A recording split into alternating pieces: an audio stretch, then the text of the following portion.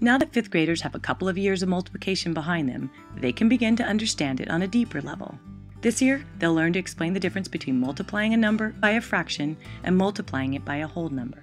Without actually doing the multiplication, your child should be able to tell you which will have a larger answer. 5 times 80 would be larger because the answer would be still bigger than 5 and 80, but a fourth times 80, it would be a fourth of 80, so it would be less than 80.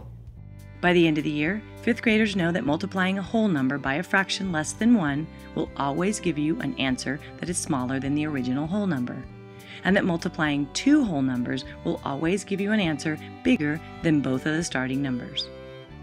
When you multiply these 2 numbers together, the number will be less than 20. Okay, and what about 8 times 20? Would that be greater than 20 or less than 20? Greater than 20. So what can you tell me about when you multiply a whole number times a fraction? It gives you a smaller number than the whole number you start with.